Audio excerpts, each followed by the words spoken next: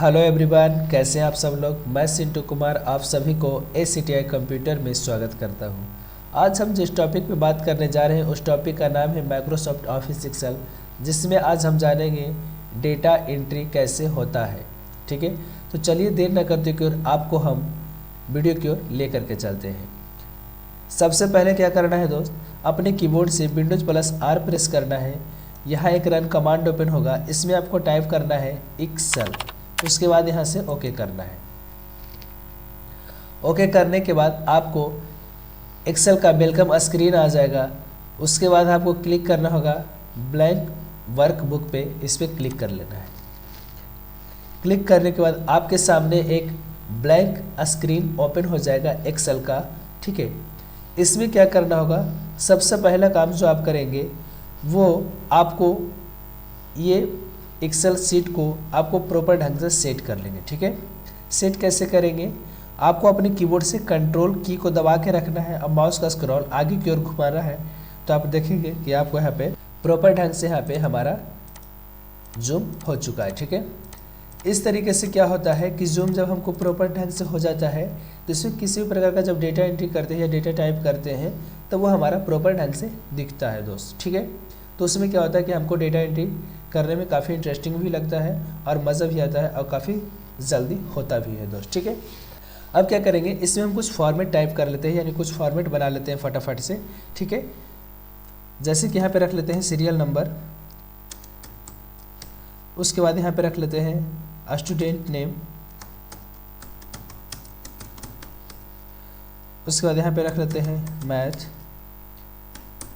उसके बाद क्या करेंगे, यहाँ पे हम सीरियल नंबर सेट कर लेंगे। तो सीरियल नंबर सेट करने के लिए क्या करेंगे दोस्त, सीरियल नंबर सेट करने से पहले देख लेंगे कि यहाँ पे जो हम टेक्स्ट लिखे हैं, जो हम फॉर्मेट में जो फॉर्मेट हम बना रहे थे हेडिंग, ठीक है, उसमें देख रहे हैं कुछ टेक्स्ट हमारा छिप रहा है। ठीक है, तो इसको भी सेट करेंगे। सेट करने के लिए हम क्या करेंगे, ये जो AB का जो सेल में आपको ये लाइन जो दिख रहा होगा, वर्टिकल लाइन जो खड़ा लाइन आपको दिख रहा होगा यहाँ पे A और B के बीच में, इस लाइन पे क्या करना है, 2 बार क्लिक करना है। ठीक है, इसी तरह से हर एक लाइन पे आपको 2 बार क्लिक करना है इस तरह से। तो आपको क्या होगा कि आपको जो कॉलम की विड्थ होगी वो आपको सेट हो जाएगा। ठीक है, प्रॉपर ढंग से। ठीक है, तो इसको आपको प्रॉपर ढंग से सेट कर लेना है, क्लिक करके ऐसे बारी बारी से।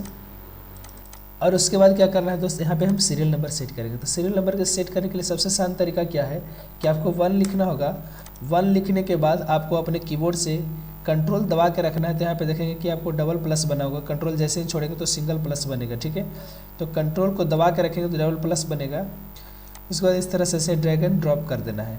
तो आप देखेंगे कि आपका सभी सेलों में सीरियल नंबर बैठ गया है।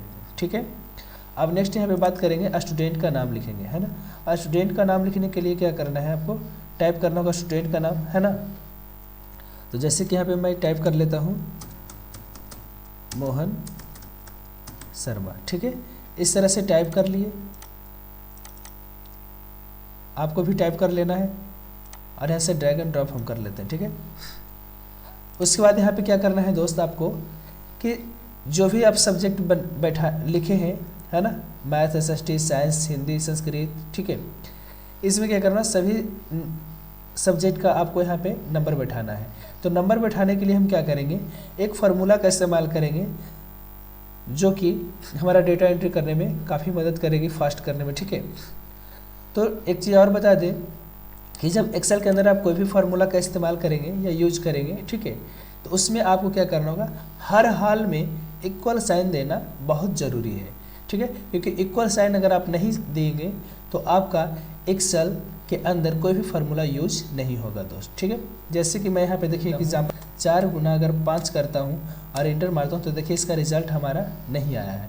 जो लिखे जैसा लिखे वैसा ही रह गया। ठीक है, लेकिन जैसे इसके आगे हम अगर इक्वल साइन लगा देते हैं और इंटर प्रेस करते हैं तो देखते हैं हमारा रिजल्ट यहाँ पे आ चुका है 20। ठीक है, तो इसलिए क्या करना है, आपको एक्सेल के अंदर फार्मूला जरूर फार्मूला जब यूज करें तो उसके लिए आपको इक्वल साइन देना बहुत ज़रूरी है। तो यहाँ पे लिखना है हमको बराबर रैंड, देखेंगे नीचे रैंड बिटवीन का फार्मूला आ चुका है। ठीक है, इसको लिख लेंगे। अब यहाँ पे आपको ये देखना होगा कि आपको कहाँ से कहाँ तक वैल्यू सेट करना है। ठीक है, जैसे मैं कि यहाँ पे रख लेता हूँ 35 कॉमा 99 है ना, यानी 35 से 99 के बीच में हम वैल्यू को रखना चाहते हैं, ठीक है। उसके बाद ब्रैकेट को क्लोज करेंगे और इंटर मारेंगे। इंटर मारेंगे, देखेंगे यहाँ पे हमारा 70 आ चुका है, ठीक है। अभी क्या करना है कि आपको जहाँ तक सभी सब्जेक्ट का नंबर सेट करना होगा सभी स्टूडेंट का, वहाँ तक के सेलों को सिलेक्ट कर लेना है इस तरह से, ठीक है। सेलेक्ट करने के बाद आपको क्या करना है, अपने कीबोर्ड से कंट्रोल आर दबाएंगे तो रिपीट होता है, कंट्रोल आर से फार्मूला रिपीट होता है, कंट्रोल डी से डुप्लीकेट होता है, ठीक है। देखेंगे सभी में हमारा सब्जेक्ट में नंबर बैठ चुका है, ठीक है। अब बात आता है, एक चीज़ और समझेंगे यहाँ पे कि जैसे कि जो हम यहाँ पे फार्मूला के द्वारा सभी सेलों में हम नंबर सेट किए हैं, तो देखें कि सभी सेलों में क्या हो रहा है, जैसे जिस सेल पे भी क्लिक करें सभी में हमारा रैंड बिटवीन का फार्मूला भी यहाँ फार्मूला बार में दिखा रहा है ना, यानी सभी में फार्मूला का इस्तेमाल किया गया है, ठीक है। तो इस फार्मूला को रिमूव करने के लिए हम करेंगे क्या, ठीक है। फार्मूला को रिमूव करने के लिए हमको ये करना होगा कि सभी नंबरों को सिलेक्ट कर लेना है। सिलेक्ट करने के बाद आपको कंट्रोल सी प्रेस करना है अपने कीबोर्ड से, ठीक है। उसके बाद आपको जाना होगा यहाँ पे होम पे क्लिक करके पेस्ट में आने के बाद देखिए नीचे लिखा है पेस्ट वैल्यू, इस पर क्लिक कर दीजिए, ठीक है। जैसे ही क्लिक करेंगे तो आप देखेंगे कि यहाँ पे सभी सेलों से फार्मूला रिमूव हो चुका है, ठीक है। इस सिलेक्शन से बाहर निकलने के लिए क्या करना होगा, आपको एस्केप दबाना होगा, ठीक है। एस्केप दबा दिए, हम बाहर निकल चुके हैं, ठीक है। तो आप देख लिए कि हमारा एस्केप दबा करके हम बाहर भी निकल गए सिलेक्शन से, और आपका प्रॉपर ढंग से सभी सेलों में से आपका रैंड बिटवीन का जो फार्मूला इस्तेमाल किया गया था वो भी आप रिमूव कर पाए, ठीक है। अब नेक्स्ट यहाँ बात आता है टोटल। टोटल निकालने के लिए हम क्या करेंगे, बराबर सम ओपन ब्रैकेट, और जहाँ से आपने सब्जेक्ट का नंबर बैठाया है वहाँ से आपको फार्मूला यूज करना है दोस्त, ठीक है। तो जैसे कि मेरा इधर है कॉलम सी और रो है हमारा 2 यानी C2, तो यहाँ पे लिखना होगा आपको C2, उसके बाद क्लोन देना है, और लास्ट सब्जेक्ट जो बैठा हुआ वो हमारा संस्कृत का G कॉलम में है, ठीक है। तो यहाँ पे आपको टाइप करना है G2, ब्रैकेट को क्लोज करना है, इंटर मारेंगे तो आप देखेंगे कि हमारा टोटल वैल्यू निकल चुका है, ठीक है, यानी टोटल सब्जेक्ट का नंबर यहाँ पे जुड़ चुका है, ठीक है। नेक्स्ट बात करते हैं परसेंटेज। जो टोटल नंबर हमारा आया है वो हमारा 322 है, और 322 का हम परसेंट निकालना चाहते हैं, तो उसके लिए हम परसेंट का इस्तेमाल करेंगे, ठीक है। तो एक चीज़ और बता दें कि जो हमारा हर एक सब्जेक्ट का जो वैल्यू है वो है हमारा है 100, ठीक है, यानी टोटल हमारा 500 नंबर का है। अब 500 नंबर में से हम 332 नंबर लाए हैं, अब इसका हमको परसेंट निकालना है, ठीक है। तो परसेंट निकालने के लिए हम क्या करेंगे, बराबर लिखेंगे। बराबर लिखने के बाद आपका जो टोटल वैल्यू है, टोटल वैल्यू हमारा किस कॉलम में है, तो H कॉलम में है, ठीक है। इधर से जो रॉस की संख्या वो हमारा है 2, है ना, तो यहाँ पे लिखेंगे S2, ठीक है। H2 लिखने के बाद आपको ऑब्लिक का साइन देना होगा, यानी भागा का चिन्ह। उसके बाद आपको टोटल नंबर कितना का है, 500 का, तो यहाँ पे आपको लिखना है 5 या 500, बात बराबर है। तो 5 लिखें, एंटर मारेंगे तो देखेंगे कि आपका यहाँ पे परसेंटेज निकल चुका है, ठीक है। उसके बाद यहाँ पे निकालना है एवरेज। एवरेज का मतलब होता है औसत। आप अगर अपना सभी सब्जेक्ट में जो नंबर लाए हैं वो सभी का अगर औसत देखना चाहते हैं तो उसके लिए हम एवरेज का इस्तेमाल करते हैं, ठीक है। तो एवरेज देखने के लिए हम क्या करेंगे, बराबर लिखेंगे, और यहाँ पे एवरेज का फॉर्मूला होता है एवरेज, ठीक है। तो यहाँ पे पूरा लिखना होगा एवरेज। उसके बाद ओपन ब्रैकेट, आप जहाँ से जहाँ तक एवरेज देखना चाहते हैं वहाँ तक के आपको फार्मूला यूज करना है, ठीक। तो जैसे मैं लिख लेता हूँ C2, क्योंकि C2 से हम G2 तक देखना चाहते हैं, तो C2 लिख लिए। उसके बाद क्लोन देंगे और यहाँ पे G2, तो यहाँ पे हम लिखेंगे G2, क्योंकि हमारा टोटल वैल्यू है G2 में सब्जेक्ट वैल्यू, ठीक है। तो G2 लिख लिए, ब्रैकेट को क्लोज करेंगे और इंटर प्रेस करेंगे, तो आप देखेंगे कि हमारा एवरेज निकल चुका है। आप इसको टोटल सेलेक्ट करके आप नीचे भी देख रहे होंगे, यहाँ पे एवरेज आपको दिखा रहा होगा।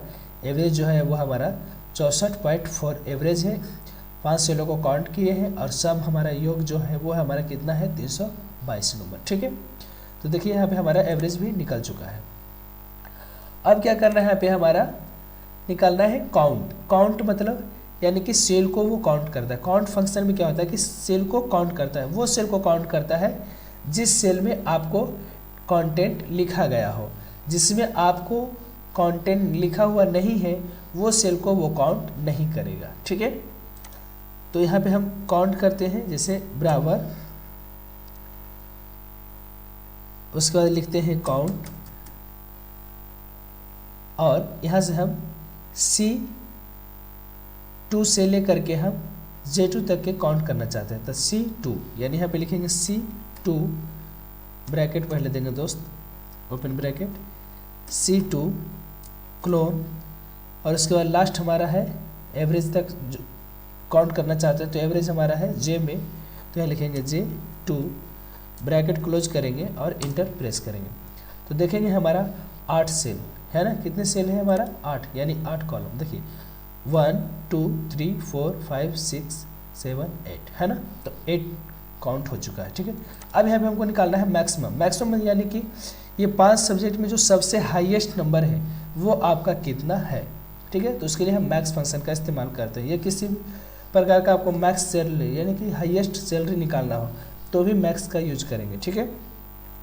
तो जैसे यहाँ पे लिख लेता हूँ बराबर मैक्स, ओपन ब्रैकेट, आइए सब्जेक्ट, पाँचों सब्जेक्ट का यहाँ पे फॉर्मूला लगाना, ठीक है। तो देखिए पहला सब्जेक्ट हमारा कहा मैथ में C2, यानी कि C2 लिख लेंगे। उसके बाद क्लोन देंगे, उसके बाद लास्ट हमारा G2 तक, तो G2 लिखेंगे। उसके बाद ब्रैकेट को क्लोज करेंगे और इंटर मारेंगे। तो देखेंगे क्या हमारा हाईएस्ट नंबर निकल चुका है। हाईएस्ट हमारा कितना है? 5 सब्जेक्ट में सबसे ज़्यादा 19 नंबर है, वो भी हमारा SST में, ठीक है। अब यहाँ से निकालना है मिनिमम, यानी सबसे कम नंबर। सबसे कम नंबर हमारा कितना है 5 सब्जेक्ट में, ठीक है। तो उसके लिए हम बराबर MIN, ओपन ब्रैकेट, उसके बाद उसी तरह से फार्मूला यूज करना है C2 clone G2, bracket close करेंगे, इंटर मारेंगे। तो आप देखेंगे यहाँ पे हमारा मिनिमम नंबर निकल चुका है, ठीक है।